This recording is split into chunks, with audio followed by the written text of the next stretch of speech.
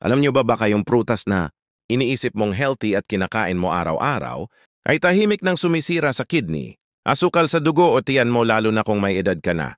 Kapag sinabing prutas, iniisip agad ng marami ay healthy yan. Natural galing sa halaman, makatas at masustansya. Pero ang hindi natin alam, may ilang mga prutas na kapag nasobrahan o kapag may iniindang karamdaman na ang katawan pwede palang magdulot ng pinsala sa halip na ginhawa.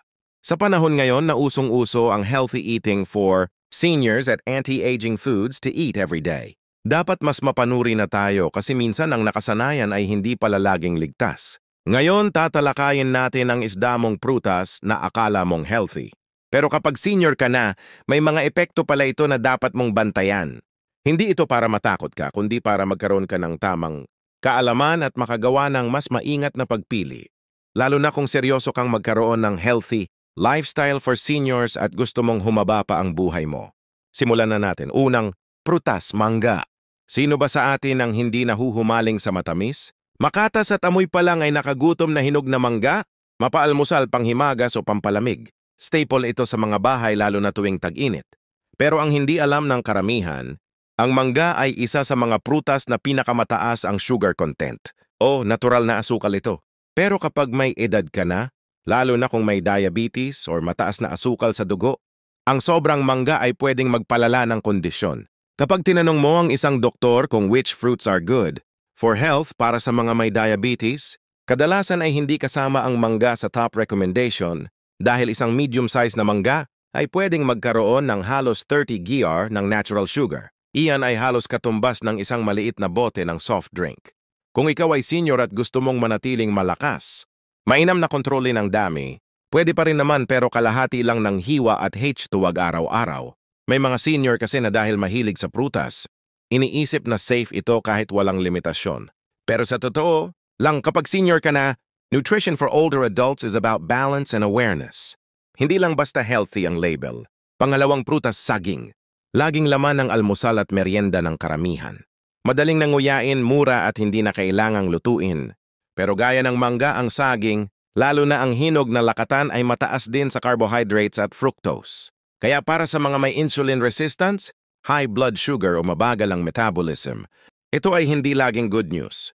Para sa mga nagtatanong kung what is something healthy to eat for breakfast, maraming nutritionist ang hindi agad saging ang irerekomenda lalo na kung wala kang isasamang protein o fiber. At kung madalas kang makaranas ng kabag, hirap sa pagdumi or matigas ang tiyan, baka ito ang dahilan. Dahil ang saging ay pwede ring magdulot ng constipation, lalo na kung kulang ka sa tubig at gulay. Kapag senior ka na, muscle strengthening exercises for seniors. At healthy eating for seniors dapat ay sabay. At ang pagkain ng saging araw-araw, lalo na sa gabi ay hindi nakakatulong kung hindi mo binabalanse ang gulay o protina. Kaya kung gusto mong gawing bahagi ng balanced breakfast ang saging, mas okay ito kung nilagang saba, hindi hinog na lakatan. Mas may resistance starch ito na maganda sa digestion ng mga may edad. Ikatlong prutas, pakwan. Akala ng lahat safe ito kasi tubig lang daw. Pero ang pakwan ay may mataas na glycemic index. Ibig sabihin mabilis nitong pinapataas ang asukal sa dugo. Kaya kahit mababa ang calories, sa mga may diabetes o pre-diabetes, pwedeng itong magdulot ng hindi inaasahang sugar spike. Kung ang goal mo ay foods to eat daily for optimum health, kailangan mong iwasan ang mga pagkaing mataas ang GI, lalo na kung hindi ka masyadong active at wala kang morning. Exercise for seniors. Dahil ang katawan, hindi agad nagagamit ang sugar sa pakwan kaya natatambak ito sa dugo. Isa pa dahil halos tubig at tamis lang ang laman ng prutas na ito, mabilis mo rin itong nakakain ng marami. Akala mo ay konti lang. Pero sa totoo, 3 hiwa na pala ang naubos mo habang nanonood ng TV. Mas mabuti kung isang tasa lang ng hiniwang pakwan at sabayan ng protina o fiber-rich na pagkain, gaya ng pinakuluang itlog or oatmeal. Pwede pa rin ang pakwan pero huwag gawing araw-araw. Lalo na kung isa ka sa mga seniors na gusto ng mas malakas na katawan at mas malinis na kidney. Sa totoo lang, marami sa mga prutas na ito ay hindi talaga masama. Pero kapag hindi natin alam ang epekto sa ating katawan, akala nating nakakatulong pero unti-unting nagpapahirap sa loob. At kung senior ka na, mas mahalaga ngayon ang pagiging maingat sa diet. Kaya sa susunod na bahagi ng video, itutuloy natin ang prutas. 4 hanggang 1 cover 6. Isa sa kanila ay akala ng lahat ay superfood pero delikado. Pala kung may liver issues ka. Kaya kung andito ka pa, comment mo na nga ang salitang isa pa sa baba. At kung may natutunan ka na ngayon pa lang, pindutin mo ang like. At huwag kalimutang mag-subscribe kung gusto mong mapanood ang iba pang videos tungkol sa fruit seniors should never eat. 7 food seniors must avoid for better digestion at healthy food recipes for good health. Itutuloy sa part 2. Ang dami pa palang hindi natin alam tungkol sa mga prutas na akala natin ay mabuti sa kalusugan. Kaya ngayong part 2, ipagpapatuloy natin ang usapan at baka yung susunod na prutas paborito mo rin? Kung isa ka sa mga seniors na gustong mapanatiling malakas ang katawan, malinaw ang pag-iisip at malayo sa mga sakit, ang nutrition for seniors ay hindi lang tungkol sa dami ng pagkain, kundi sa quality at tamang pagpili. Ika-4 na prutas, ubas o grapes. Napakaliit pero napakatamis. Madalas ito sa fruit tray dessert at minsan sa fruit juice. Pero alam mo ba ang ubas ay sobrang taas sa natural sugar? Kapag ikaw ay may edad na at may diabetes o mataas ang triglycerides, ang ubas ay pwedeng makasama sa halip na makatulong. Dugo. Isang tasa ng ubas ay maaring may halos 20 gramo ng asukal para sa isang senior na gustong magbawas ng timbang o may iniingatang asukal sa napakabilis ng epekto nito. Bukod pa roon, ang seedless grapes ay kadalasang mas matamis pa. Kaya kung iniisip mong safe naman kasi prutas, dapat mo ring tandaan na kapag hindi mo na-monitor ang serving, para ka na ring uminom ng fruit-flavored soft drinks. Kung gusto mo pa rin ito kainin, limit to 3 or 4 pieces only at huwag araw-araw. Mas mainam kung isasabay sa pagkain ng healthy vegetables for seniors para mabalanse ang asukal sa katawan. Ika-5 prutas, avocado. Ito na marahil ang pinaka-shocking sa listahan.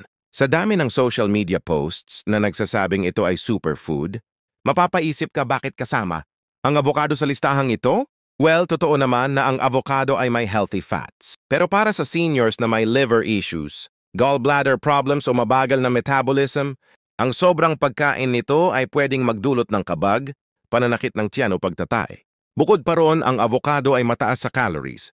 Isang maliit na piraso ay maaaring may 300 calories na agad. Kaya kung hindi ka aktibo, wala kang exercise for seniors at home. At mahilig ka pang mag-avocado shake na may condensed milk. Baka imbes na pampalusog, pampataba pa pala. Kung gusto mo pa rin ito isama sa iyong diet for old age person, limitahan lang sa isang slice kada araw. Huwag ding gawing panggabi. Mas maganda ito sa tanghali para mas mabilis matunaw. Ika-6 na prutas. Langka, langka. Amoy pa lang mapapalaway ka na. Masarap itong ihalo sa halo-halo. Minatamis o kahit na hilaw na ginisa. Pero sa mga may edad na may mga kailangang tandaan. Una, ang langka ay gas-forming. Ibig sabihin, pwede itong magdulot ng kabag, bloating o hangin sa tiyan. Kung isa ka sa mga seniors na madalas makaranas ng leg cramps, hirap sa pagdumi o hirap matulog baka hindi mo alam. Ang langka ang isa sa mga sanhi. Pangalawa, ito ay mataas sa sugar at carbs. Isang tasa ng langka ay may sugar content na katumbas ng isang buong slice ng cake. Kaya kung iniisip mong natural naman to, tandaan na hindi lahat ng natural ay pwedeng unlimited. Para sa mga nagtatanong kung what to eat in the morning for good health, hindi ito ang sagot kung sensitive ang tiyan mo o may high blood sugar ka. Sa halip, pwede mong palitan ito ng soft, healthy foods for elderly gaya ng nilagang saba, oatmeal or boiled vegetables. At kung gusto mo pa rin kumain ng langka, pwede naman. Pero maliit na hiwa lang at siguraduhin hindi gabi ito kakainin. Alam kong nakakagulat kasi lahat ng ito ay parte na ng pangaraw-araw na pagkain ng maraming Pilipino. Kaya nga't napakahalaga ng awareness lalo na kung ikaw ay senior. Hindi ito tungkol sa pagbabawal kundi sa tamang kaalaman. Ang mga prutas na ito ay may mga benefits pero may mga risk din lalo na kung hindi mo alam kung kailan, gaano karami at sa anong kondisyon ito ligtas kainin. Sa susunod na bahagi, tatalakayin na natin ang ika-7 prutas. At pagkatapos niyon, ibibigyan na rin kita ng recap, mga tips kung paano bumawi kung nakakain ka na ng mga ito at ano ang mga fruits for seniors na tunay na makakatulong sa katawan mo. Kaya kung andito ka pa, comment mo nga ang salitang 2 sa baba. Kung may natutunan ka, i-like mo ang video. At kung gusto mong malaman pa, ang mga best fruits for seniors, healthy snacks for elderly at easy exercises for seniors to do at home. Mag-subscribe ka na, libre lang pero malaking tulong. Sao at sa channel na ito itutuloy sa part 3. Salamat sa patuloy mong panonood. Ibig sabihin, seryoso ka talagang alagaan ng katawan mo lalo na sa edad na ito. At kung andito ka pa rin, siguradong gusto mong malaman ang panghuling prutas sa listahan natin. Ang prutas na akala ng lahat ay gulay, Pero isa sa mga pinaka-overlooked na dahilan ng pagsakit ng sikmura o pagtaas ng potassium sa katawan ng seniors. Ikapitong prutas, kamatis. Yes, tama ang narinig mo. Ang kamatis ay isa sa mga prutas na hindi iniisip ng karamihan bilang prutas pero sa totoo lang, botanically fruit ito. Madalas itong kasama sa almusal, sinangag, itlog, tuyo o kahit salad. Kaya kung ang tanong mo ay what to eat in the morning for good health, madalas ang sagot ng marami ay kamatis. Pero teka lang, kung ikaw ay may acid reflux, GERD, dapat kang magdahan-dahan dahil ang kamatis ay naturally acidic. Kapag ito ay kinain sa umaga ng walang laman ng tiyan o sa gabi bago matulog, pwedeng magdulot ito ng pananakit ng sikmura, heartburn at kabag. At hindi lang yan para sa mga may problema sa kidney function. Ang kamatis ay may mataas na potassium content. At kapag hindi na kayang i-filter ng kidneys ang sobrang potassium sa katawan, maaaring makaranas ka ng muscle cramps, irregular heartbeat o kahit fatigue. Kaya kung ikaw ay isang senior na may iniindang kidney issue, mas makakabuting limitahan o iwasan ng labis na kamatis. Maraming nagugulat dito dahil may mga nagsasabing, ba good for the heart ang L-Copin? Oo, may L-Copin din nga. Pero ang nutrition for older adults ay hindi lang tungkol sa isang nutrient kundi sa buong epekto ng pagkain sa katawan. Kung tatanungin mo kung fruits every senior should eat, timeless advice, hindi kasama rito ang kamatis kung may problema, kasatiyan o bato. Kaya mahalagang tandaan, hindi lahat ng healthy sa iba ay healthy para sa'yo. Lalo na kung ang pangarap mo ay magkaroon ng healthy lifestyle for seniors, kailangan mong pag-isipan ang bawat kinakain mo. Isang slice lang ng kamatis sa isang araw ay sapat na. Pero kung araw-araw at sangkap pa ng niluluto mong may tomato sauce, ketchup o paste, baka hindi mo na napapansin, sumusobra na ang katawan ng senior ay hindi na katulad noong kabataan. Mas mabagal ang metabolism, mas sensitive ang bituka at mas limitado ang kapasidad ng kidney at atay. Kaya dapat mas pinipili mo na ang mga pagkaing hindi lang masarap kundi madaling tunawin at madaling i-process ng katawan. Kung gusto mo ng alternatibo sa kamatis, pwede kang kumain ng boiled carrots, pipino o malunggay leaves bilang side dish. Mas magaan sa tiyan, mas mababa ang acidity at may nutrients pa rin na kailangan ng katawan. Baka sa puntong ito ay iniisip mo bawal na halos lahat ng prutas. Hindi po. Ang goal natin ay awareness at moderation. Kin mga prutas na binanggit natin ay hindi kaaway pero dapat nakaayon sa kondisyon ng katawan, edad at lifestyle. Kaya sa part 4, magre-recap tayo ng buong listahan ng 7 prutas. Ibabahagi ko rin ang mga fruits that heal, the body at mga practical na tips. Kung paano bumawi kung nakasanayan mo na ang mga ito noon. Kasama rin ang ilang daily food for good health na pwedeng ihalo sa almusal, merienda at hapunan ng mga seniors. Kung andito ka pa sa video, i-comment mo nga ang salitang 3 sa baba. At kung gusto mo pang matuto tungkol sa healthy food, for old age person, 7 fruits seniors should avoid for better health. At anti-aging foods to eat every day, ay like muna ang video at huwag kalimutang mag-subscribe, itutuloy sa part 4. Kung nakarating ka hanggang dito, saludo ako sa'yo. Ibig sabihin, hindi mo lang gusto ang sarap ng pagkain. Gusto mo ring tumanda ng malakas, alerto at may lakas pa rin sa katawan. Kaya ngayong part 4, magre-recap tayo ng siyodin prutas. Na akala mong healthy pero may dapat palang iwasan o kontrolin lalo na kung may edad ka na. Sabay na rin tayong mag-reflect. Kasi baka isa o dalawa sa mga ito ay araw-araw mong kinakain pero hindi mo alam. Kaya pala madalas sumasakit ang tiyan mo, tumataas ang asukal o mabilis kang mapagod. Recap, 7. Prutas na akala mong healthy pero maaaring makasama sa seniors. Una, mangga.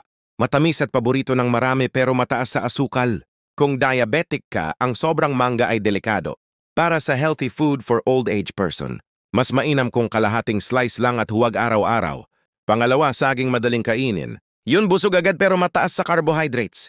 Pwedeng magdulot ng constipation at sugar spike kung hindi binabalansi. Sunhali, pwede mong piliin ang nilagang saging na saba. Mas maganda ang fiber at hindi agad nagpapataas ng blood sugar. Pangatlo, pakwan. Akala natin ay tubig lang pero may mataas na glycemic index. Delikado kung may diabetes. Isang tasa lang ang dapat kainin at huwag gawing araw-araw. Pangapat, ubas. Maliit pero mataas sa natural sugar, lalo na ang seedless grapes. Para sa nutrition for seniors, limitahan sa 3 hanggang 4 na piraso lang kung talagang gusto mo. Panglima, avocado. Healthy fat? Oo. Pero kung may liver or gallbladder issues ka, ito ay pwedeng magdulot ng kabag o pagtatae. Para sa daily food for good health, limit to 1 small slice per day. Walang halo, walang condensed milk. Panganim lang ka.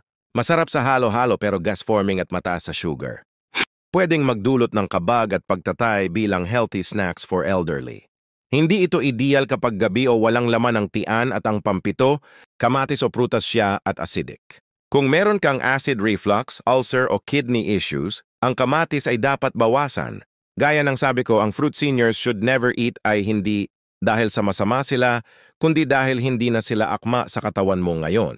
Alam ko parang ang dami bawal pero hindi ito tungkol sa pagbabawal.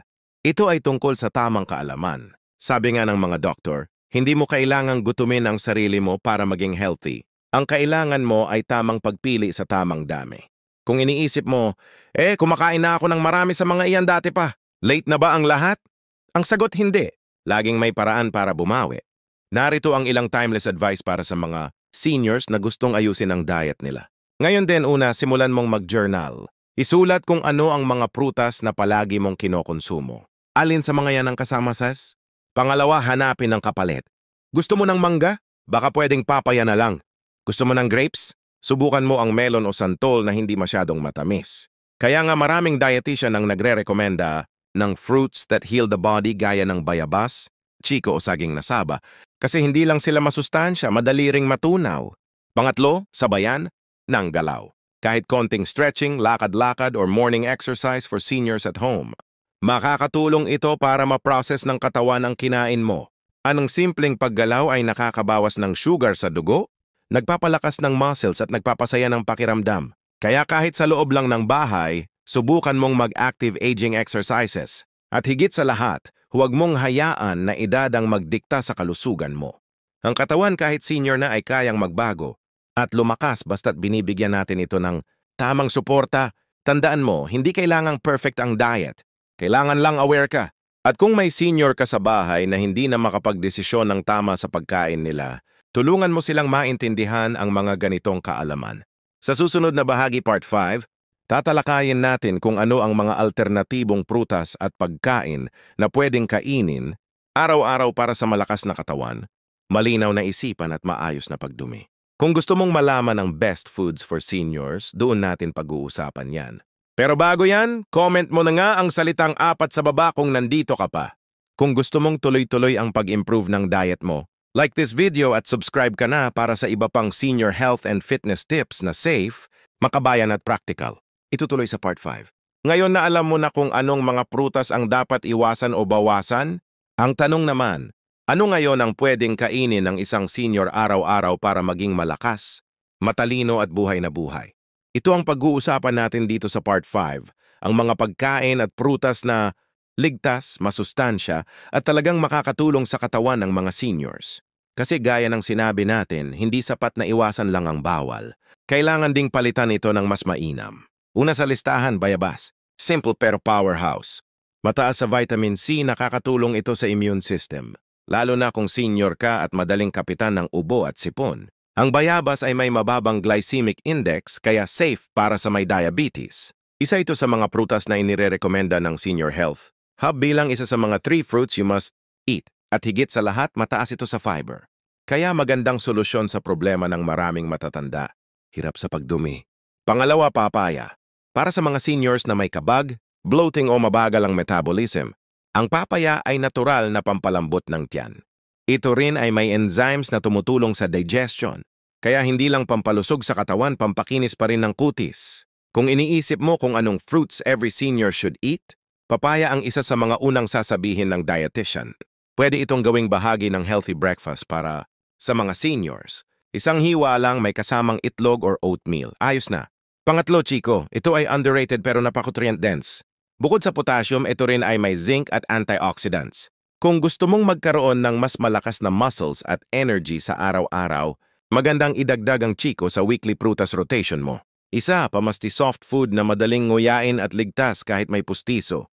Pang-apat, berries gaya ng blueberries or strawberries. Kung kaya ng budget mo, ang mga berries ay napakataas sa antioxidants. Nakakatulong ito sa memorya, paningin at kalusugan ng utak. Kaya kung may Alzheimer's o dementensya sa pamilya, Ito ang isa sa mga anti-aging foods na pwedeng makatulong sa pagbagal ng sintomas. Pwede mo itong ihalo sa oatmeal, yogurt o gawing merienda sa hapon. Panglima, malunggay. Hindi nga siya prutas pero hindi pwedeng hindi banggitin. Isa ito sa mga best vegetables for seniors. Ang malunggay ay punong-puno ng calcium, iron at vitamin A. Madali lang itong idagdag sa munggo, sopas, itlog o kahit sa lugaw. Kung may problema ka sa buto, madaling mapagod o madalas ang pamamanhid, baka kulang ka sa mga nutrients na ito. Isama na rin sa listahan ng mga ito. Nilagang saging na saba, boiled carrots, kamote o sweet potato oatmeal boiled egg. At syempre sapat na tubig araw-araw. Ito